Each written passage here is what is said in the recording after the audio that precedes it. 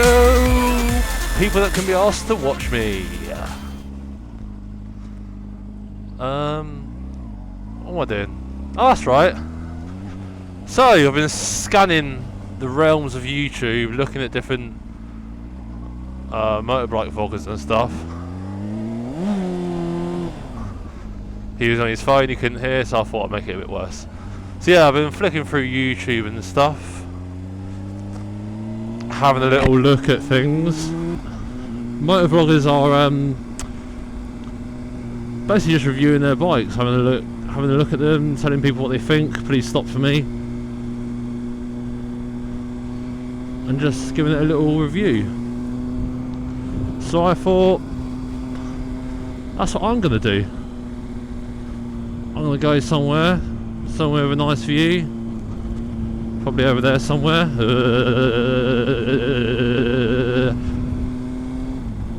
and review my baby. And here we are.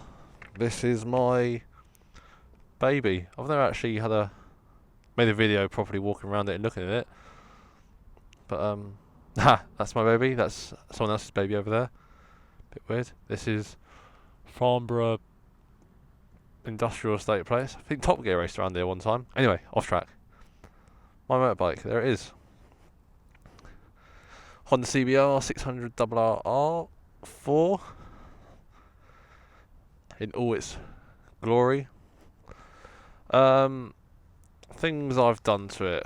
In fact, let's start from the very top. Right, it's 599cc. Basically it's 600, and otherwise why I always say 599. 4-stroke inline, as we all know. Apparently the fuel tank has got 18 litres in it. That means nothing to me. All I know is that if I'm cruising in 6th gear about 70 miles down the motorway, I'll get around 100 to 120 miles out of it. If I'm giving it the absolute beans, I'll smash it very quickly. A full tank's at the moment, where it's 136.9, a full tank is about 18 quid to fill up. It's got a reserve. Didn't know that. Looked at the book a minute ago. Oh, it's got a reserve. That's nice, in case I nearly break down around that fuel. Dry weight, 169 kilograms. I have taken things off of it to make it a bit lighter. Wet weight is 197 kilograms. So it's not really heavy, but it's not, the lightest of bikes out there. So the newer bikes are lighter because of new parts, blah, blah, blah, blah. Yeah, my one, this one here, it's got I fitted the power commander to it. So at the moment, when he dynoed it, it's got 106 brake horsepower. And as soon as I hit 10,000 revs, it's got an 11 horsepower gain, which is always nice to have a little bit of oomph when you hit a certain bit. And yeah, what else have I done to it? Oh, other things. Got, obviously, because of the power column fitted, I got it remapped. So before I got it remapped, I bought myself a K&N air filter, performance air filter. And also, as you can see, the Yoshimura RS5 slip-on exhaust, which sounds very nice indeed. It's got the R&G tail tidy there. Also, I've removed the rear seat and put on a rear cowl. Other things. I've chavved it. Oh, that's right. I've chavved it up. I've put red chav lights over it, so it looks gangster. I'll show you this now in the dark. Too Fast, Too Furious, gangster as fuck. What else? Oh, stubby handlebars, stubby clutch and brake levers. Make it just feel nicer and look a bit nicer around the front. It's got a tinted dark black double bubble screen, which does actually help with the what's that thing you get hit by all the time when you're on a motorcycle? The wind, I suppose. Yeah, deflects it. It does actually, that little lump there just sort of deflects it around you quite a lot. So your Transformers badge on the front, it's got to be done. I've also, what else have I done? A little sticker here and there, like the Yoshimura one down there. I've also pinstriped around all the black vinyl here. so it just brings it up, makes it look a bit nicer. And that's about it, really. As you can hear, this is it on tickover.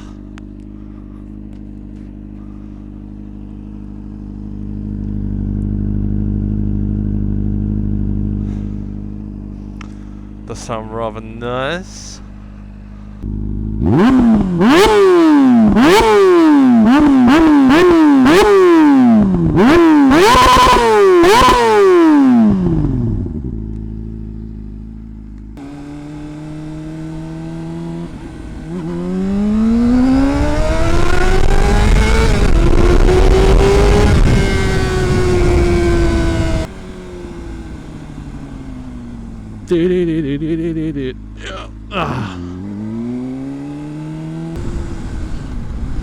I think it was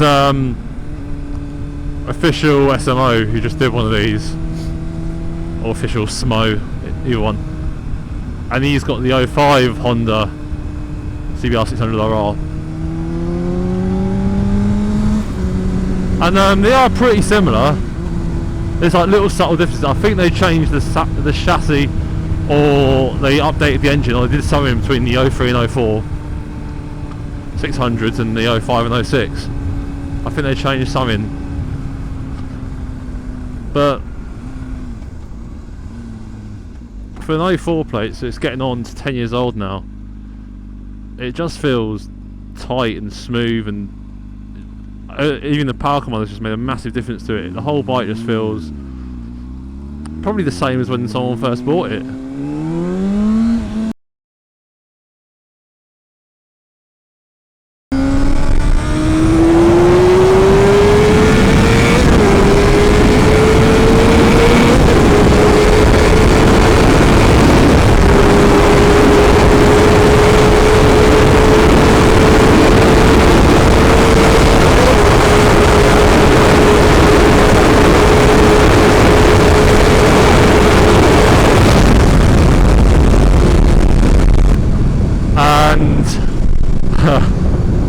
As you can see, it doesn't really hang around. It's a pretty quick bike. I mean, it's really light. You can proper throw it around when you want to. Get it stuck right into the corners. The only thing I would say about 600s are, which is good or bad depending on your view on it, I'm a bit in the middle, is that you need to thrash the life out of it. It loves to be abused, which is good because it means you can always sit high up in the revs, and it always means you're ready just to fling it around cars like that.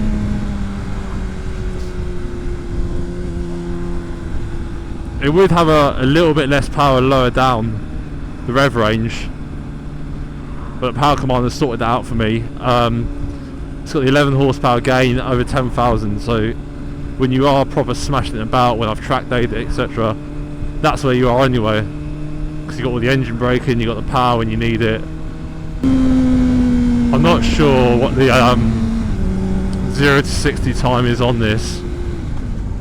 I think in the book on the internet, what people say is, I think it's about 3.9 to 4 seconds up to 60, but I think it's a little bit quicker than that on this one due to stuff being taken off. I've taken off the rear foot pegs to save weight. The rear cowl is only plastic instead of like a massive chunk of hardened plastic with leather on it, so that's a little bit lighter. Tail tidy makes it lighter. The exhaust, the standard exhaust, weighed an absolute ton. The Yoshimura is so light compared to it. Lots of little things that I've made it lighter and that, which all help. Tyres, obviously, massive difference. Long journey wise, I went up to Yorkshire on it about a year ago, and it did break me. I was in absolute clip state. That's probably, I mean, that's easy to sort out. You can get something to raise the handlebars up or drop the foot pegs down. But I only did it as a test to see what it'd be like, and it was gipping, and I'd never do it again. It's not really a touring bike. Well, you know it's not. It's an RR, race replica. It's not a touring bike. It's a smash around the track or Sunday ride bike. However, I do commute to my work on it quite a lot. Go on, after you, after you, after you, after you. Oh, the brakes on it aren't particularly good. The rear one is, as everyone knows on bikes, it's shit. It doesn't do anything. It's there if you want to do a little correction in the corner or something, and you feel it. I don't know. It's there for some reason. I don't know why. I think just because why not? The front ones could be better. I think I need to take the pistons out of the calipers and just give them a good clean. It brakes, but DSN has got the 1000 Fireblade that I go out with. It's only an 06 plate or an 07.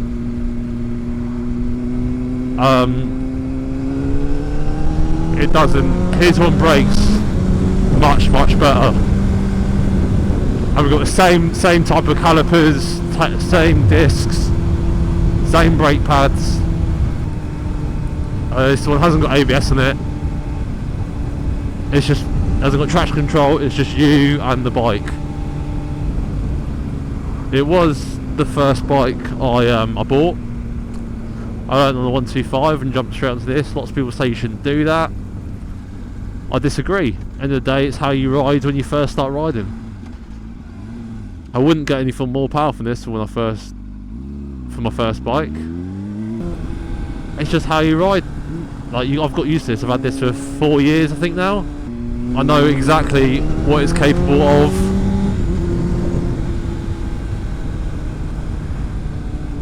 What it can and can't do, what it feels like in the corner, what it feels like when it has lost grip. And obviously when I first got it, I wasn't riding it like a twat. I wasn't riding it as fast as I do ride it now. Obviously it's all things to get used to when you get your bike.